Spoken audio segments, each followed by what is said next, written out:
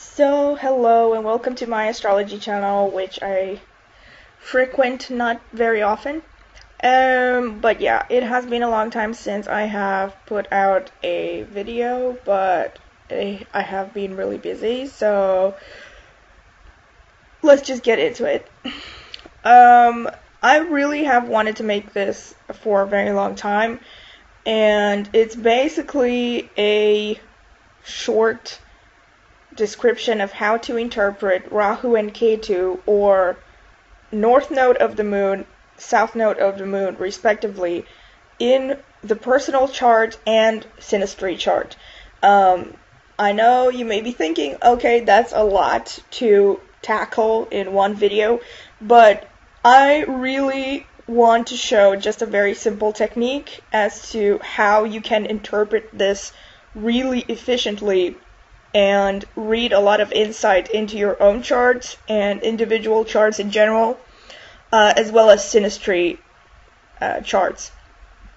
So let's just get into it. First of all, the legend of Rahu and Ketu, okay? Rahu and Ketu are the names given in Vedic astrology, by the way.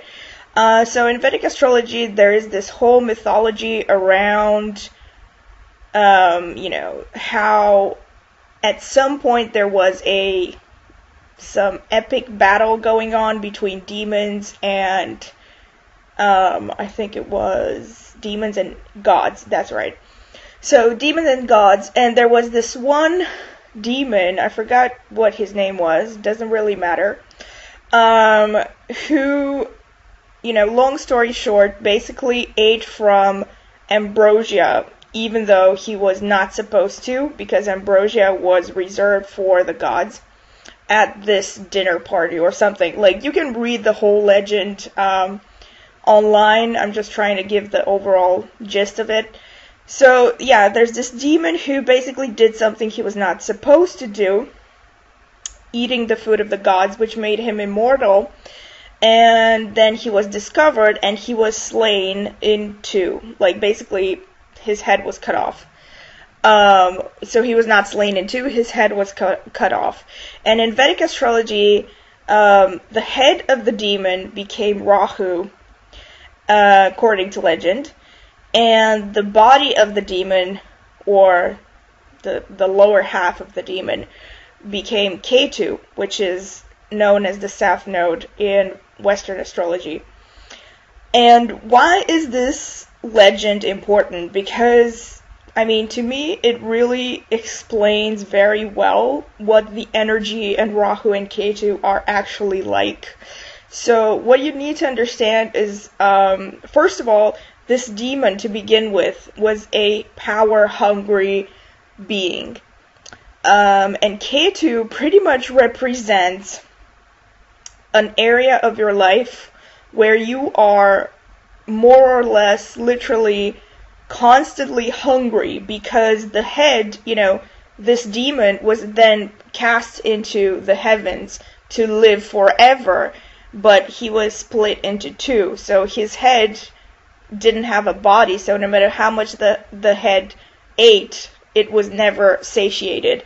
And then the body didn't have a head, so it was blind. And this is like how Vedic astrologers use this legend to explain the energy of Rahu. It's a place where you're constantly hungry and you always feel like you never have enough. And Ketu, on the other hand, is an area of your life where in some ways you are blind, in meaning you are instinctive, you are actually oblivious. That's the word, oblivious. Ketu represents the sum of all of your past reincarnations experiences. So it represents an area of your life that you are very familiar with. It may not be that you are an expert in that area, although it could very well mean that. It depends from chart to chart. But whether you're an expert or not, it just shows that you are very comfortable in that area. And when you start out in life, especially, that is what you know, and that is what you always tend to fall back on when you're life's purpose, which is shown by Rahu, seems to be not going so well, or seems to disappoint you, or seems to throw you in very strange waters, because Rahu represents what you have to experience in this reincarnation, but it also represents something that you have very little to no experience in. You're going to understand this better with examples in a bit. So that's like the basic explanation of what Rahu and Ketu mean, meaning the North Node and South Node respectively, but I'm just going to refer to them as Rahu and Ketu because it's faster, and I think it's more catchy. And so how do you read them in a personal chart? Rahu, again, like I said, it represents the area where you are constantly hungry. And so, for instance, someone who has, let's say, Rahu in the first house, this person has come into this life with a great hunger for personal recognition. It may not be like social recognition as in status, like Rahu in the 10th house would show, but it simply means that people with Rahu in the first house, they want to be seen, because the first house is all about personality, physical appearance, beauty. So these people, they want to be attractive. These are the kinds of people that will put a lot of effort into grooming, into staying fit, into maintaining an image. And they oftentimes have an image of being quite worldly and successful, because that's what Rahu represents. Rahu rules what the Indians used to call Maya, meaning the world of illusion, which is the material world. And Ketu represents the opposite. Ketu is spirituality. It's not religion, it's spirituality. Meaning, it represents the absence of matter, the absence of material gain, the absence of worldly ambition. So a rule of thumb is, in an individual chart, anything that Rahu touches, either the house or planets that it aspects, will show parts of your life where you constantly want more. And Rahu, in a sense, actually acts like Jupiter, because it expands the energy that it touches. It expands, like if you have, for instance, Rahu conjunct Sun, like Donald Trump has, Rahu expands everything that the Sun represents. So it expands ego, ambition, pride, etc., etc. And one of the things that actually, the negative connotation of Rahu is that oftentimes, people who have like a strong Rahu, or the, not necessarily just people who have a strong Rahu, but the area where Rahu sits, or like the area that it touches, represents an area that is basically disproportionately, exaggeratedly, shown in your life. And it like Rahu kind of represents that energy of being, of faking it till you make it, that kind of attitude of like presenting something as, in a very self-assured way, but at the same time, it's all smoke and mirrors. It can just be like something you create, an impression, an illusion, whereas, Ketu diminishes everything that it touches. Ketu, everything that Ketu touches shows a lack of interest, or like, so for instance, a person who has Ketu conjunct the Sun, is someone who actually can be very insecure in many ways, or not even necessarily insecure, but they just don't care for things that have to do with the Sun, like, ego, like pride, like, they will have a diminished ego, they will have a diminished pride, they will tend to have low self-esteem, whereas, Rahu conjunct the Sun will tend to have, like, very high self-esteem, to the point where, they can't even admit that they're wrong. I'm not still talking about Donald Trump, but you get the idea. So back to how you read it, right? So the area, you just have to look at the area that is ruled by the house where Rahu sits, and that area, you know, this is the area of your life, or the area of life of the person whose chart you are reading, that will catch most of this person's energy and attention in this lifetime. Because, yeah, this is what you have to experience. Like I said, you are born to experience your Rahu energy. A person who has Rahu in the second house, for instance, will want to have a lot of money. In the past life, they have really experienced the 8th house. So now they want to experience the second house. So these people, one of the things that I've noticed actually is these people can actually tend to start out in life being very sexual or very comfortable with sexuality, because 8th house shows sexuality. So these people can be the type that will start out in life maybe being very precocious from this point of view.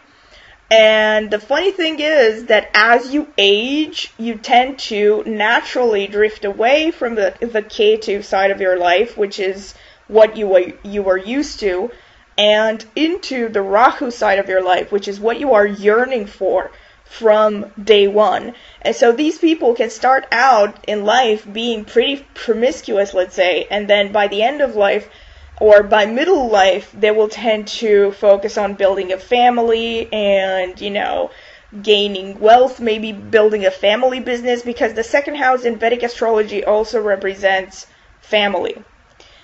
Then Rahu in the, I don't know, I'm not going to go through Rahu in every house, because, like, that's going to take a long time. So, just one more example. I might do a video on Rahu through every house at some point. But at this point, I'm just going to go, like, with a few examples. So, Rahu in, one example that I can think of that I've really researched is Angelina Jolie. Angelina Jolie has Rahu in the 5th house. Oh, another thing that hold that thought, but like another thing that I should have mentioned is Rahu represents everything that is, quote, weird, strange, foreign in some way, unusual, unconforming, stuff like that. It's almost kind of like an Aquarian sort of energy, for those of you who are familiar with Aquarius description. So, like where you have Rahu in, that is an area where you can shock people, or with your choices, or, you know, you will tend to be a little bit weirder than average when it comes to, like, that particular house. So Angelina Jolie, for instance, has Rahu in the 5th house, and the 5th house rules children and romance, okay?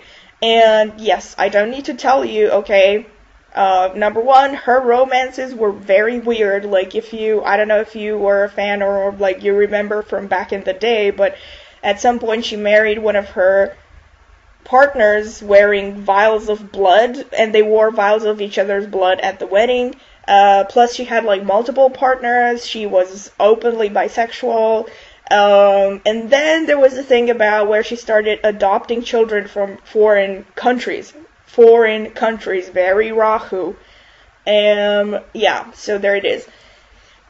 So another example, and this is like something that I've noticed with people that I've met in my own life, people with Rahu in the 10th, and I don't want to be like insulting or anything, but people with Rahu in the 10th, from what I noticed, okay, like maybe there are loads of other people with this aspect who are very different, but they tend to be like very materialistic, and they can actually be very ruthless, because Rahu in the 10th house is, shows that these people care most about social status. They care most about how other people perceive them. And people who have this aspect, they'll be like, one of the things that I've noticed is in partnerships, for instance, they will be the kind of people who want partners who make them look good. It's not so much like, for instance, someone with Rahu in the 5th house or Rahu in the 7th house, they will be the kind of people who dream of, a nice romance or passionate affairs or something. People with Rahu in the 10th house, however, will dream about someone who makes them look good in society. Women with Rahu in the 10th house will definitely assess a man from a material point of view, are more likely to assess a man from a purely material point of view than the other way around. So, yeah, that is one thing. And one thing that I've also noticed is that they can actually be pretty sly. And this is another thing. When it comes to Rahu, actually, Rahu tends to show an area or, a part of your life where you can even be dishonest in order to get what you want. Because it shows this crazy, insane hunger. Like, the head of the dragon that is constantly hungry because he never feels full. And so it's like this crazy, obsessive kind of energy, almost Plutonian kind of energy. And where you have like Rahu, you can tend to be, again, throwing the smoke and mirrors, and you can tend to present an image that is based on nothing just to get what you want, okay? And this is like, everybody has this potential, The only way you can be almost certain that someone who has Rahu in a certain position is not dishonest in that area is if they have Jupiter aspecting Rahu. Like, Jupiter conjunct Rahu tames Rahu, because Jupiter is the great benefic in astrology. It's the higher learning, higher spiritual values and all that stuff. And it tends to overpower the negative impact of any Rahu placement. So, aside from that, okay, so this is how you interpret Rahu and Ketu. Ketu, on the other hand, more about Ketu, because I've been on and on about Rahu here. Like, Ketu, on the other hand, shows an area where you are constantly losing interest. Because it shows something that from the beginning of your life, you already know that. It's like, even though you may not, like, literally know it, but it feels familiar to you. It's a familiar territory. And because it's a very familiar territory, automatically you will just not have a natural interest for it, because it's something like, oh, I know that, I've been there, done that. It's that kind of a feeling. So, like, for instance, people who have Ketu in the first house, Ketu oftentimes shows an area where you're losing interest in the sense that you are disinterested, you are apathetic, you are carefree, careless, whatever you want. And so by contrast, people with Ketu in the first house, unlike people with Rahu in the first house, might not care at all about their appearance, or they will be very unmotivated when it comes to things like working out or eating right or something, because they don't care about the outer shell, people with Ketu in the first house, and another huge difference is people with Ketu in the first house have already mastered everything to do with independence, with pioneering spirit, with, going at it alone in life, and they need to experience 7th house, which is partnerships and relationships and stuff. And so, actually, this is a side note. Oftentimes a pretty strong factor of incompatibility in a relationship is people who have opposite Rahu signs. Because that literally means that you have very different paths in this life. You have opposite paths in this life. Think about it this way. Someone who has Rahu in the first house, they're all about independence. They're all about, me, all about pushing themselves to be first, to be out there, whatever. Whereas someone who has Rahu in the 7th house is the opposite, Someone with Rahu in the 7th house is all about being diplomatic, about being, functioning as part of a team, etc., etc., in partnerships and stuff like that. So it's a very difficult thing to reconcile in relationships if people have opposite Rahu signs. That's one thing. That's one aspect. Okay.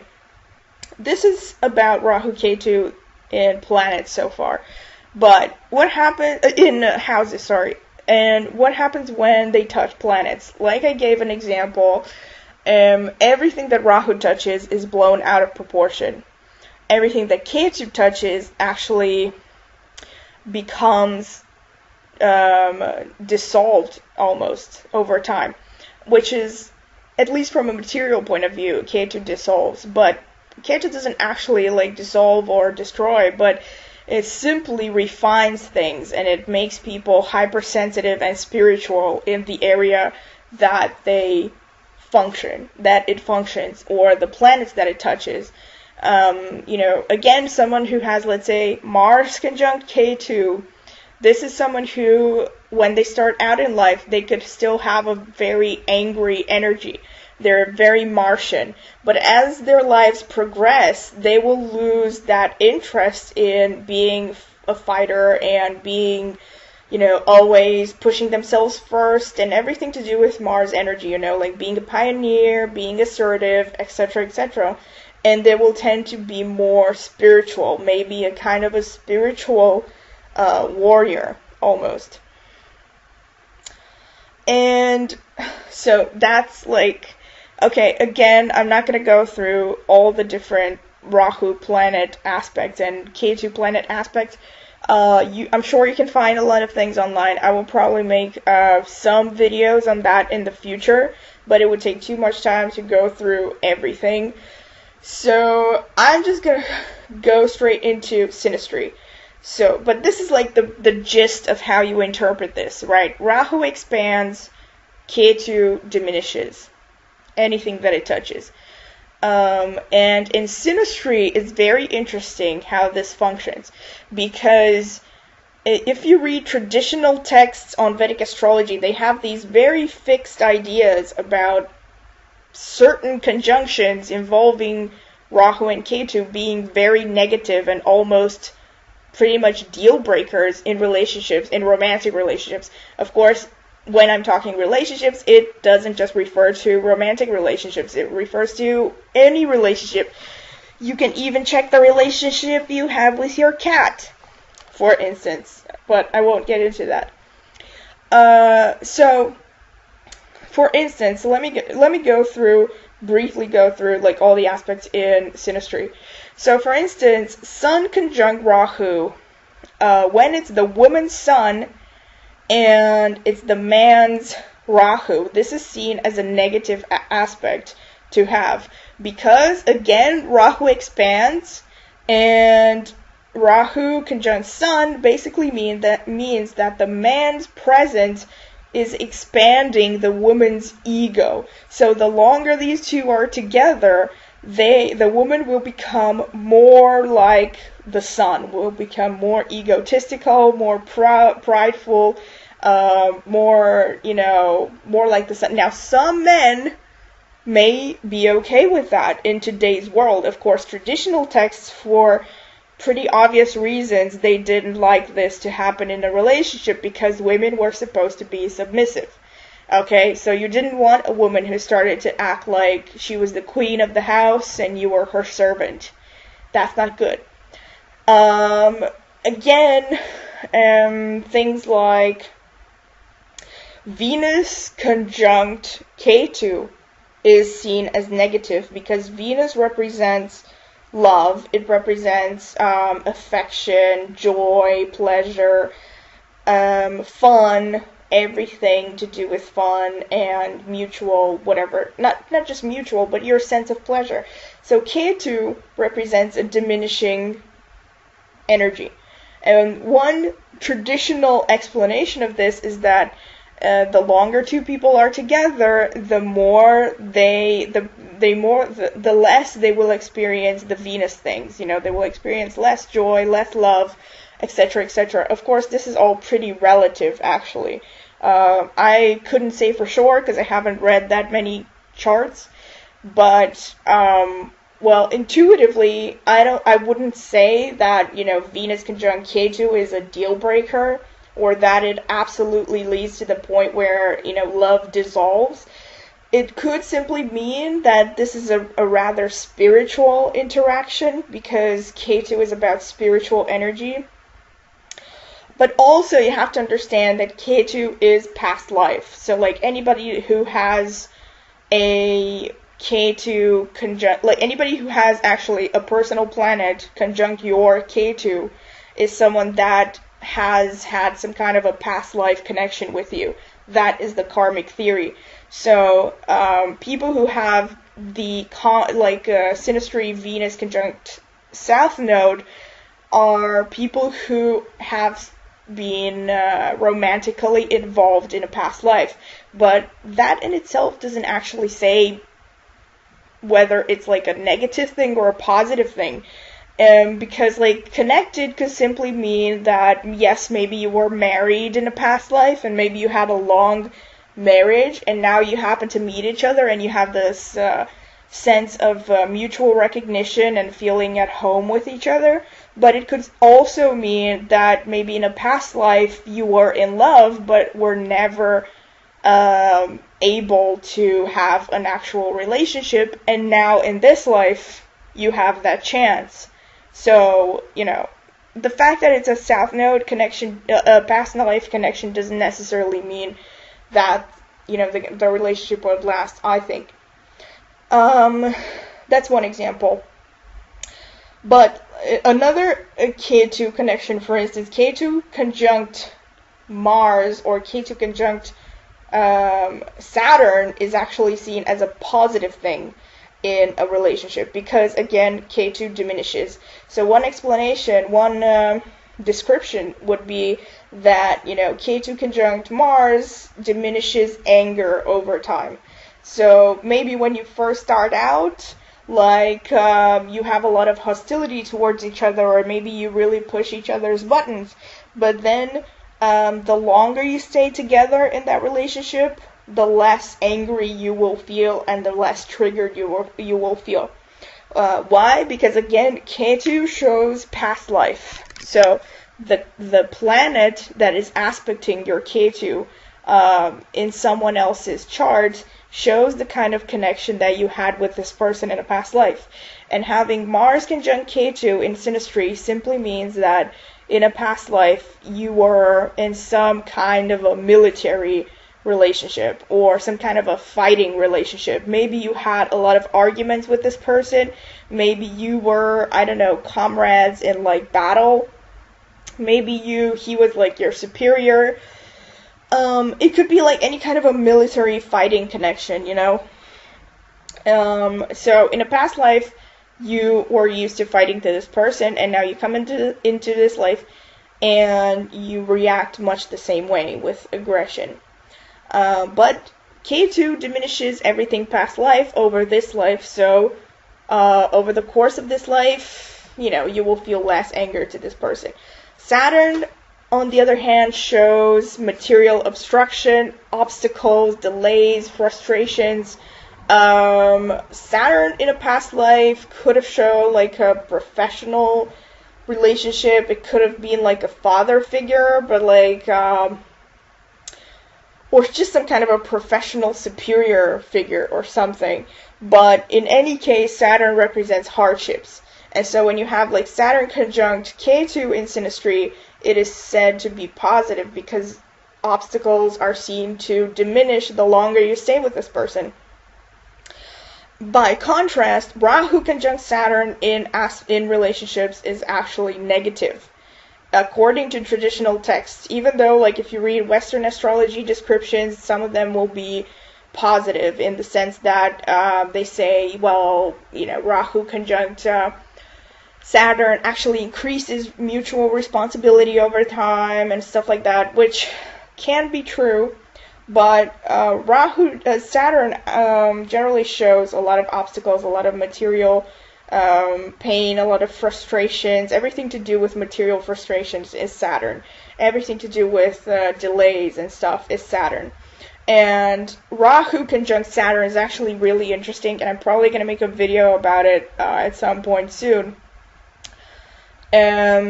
Because it tends to show, on the one hand, increase of commitment, but on the other hand, the longer you are together, the bigger the obstacles that are thrown in your path.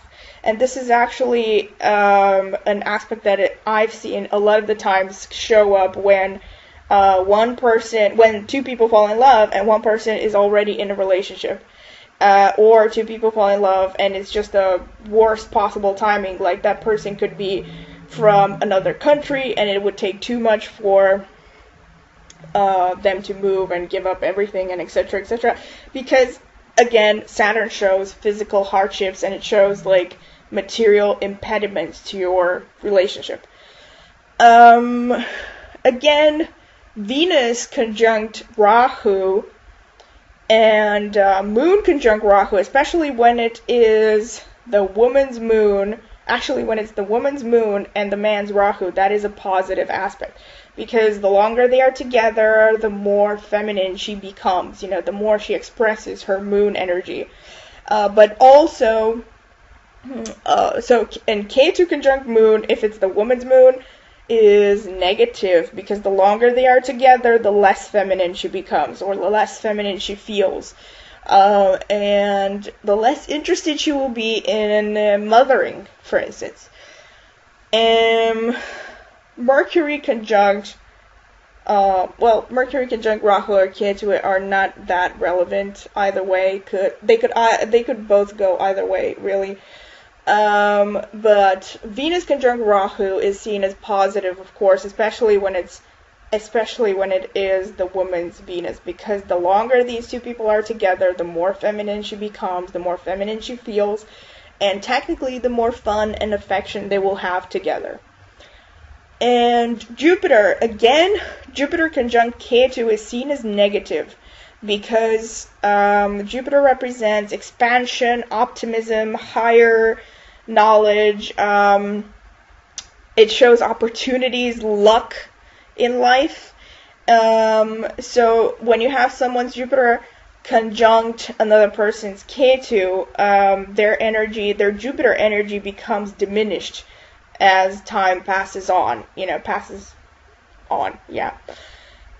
So they will be maybe the kind of people that they get together, but the older they get, the less open they will be to having new experiences or learning new things or traveling together or stuff like that, So, but again, this could be relative. It really depends. It depends on, one chart to another.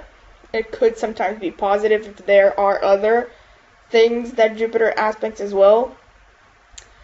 And Jupiter conjunct Rahu, again, that's a very positive aspect. That is definitely a very positive aspect, because expansion of Jupiter things, expansion of luck, of prosperity, of, richness, but also spiritual development, things like higher knowledge, spiritual practices, higher thinking, philosophy, foreign languages, anything. All of these, the inclination to acquire new information becomes higher if you have Rahu conjunct Jupiter, in synastry as well as in the individual chart. And that's about it. I think I've pretty much covered every planet Rahu-Ketu combination worth mentioning. Also mentioning that, in Vedic astrology, you only use the planets from Saturn to the Sun. You don't use Uranus, Neptune, Pluto. And also, I want to mention that I personally use sidereal zodiac in combination with whole sign system, and that's the system that I reference when I make my videos, pretty much. And that's it for now. Please comment on this video if you find the information useful. If you have any examples from your personal life, much appreciated. I would love to hear that. And thank you for listening. And till next time.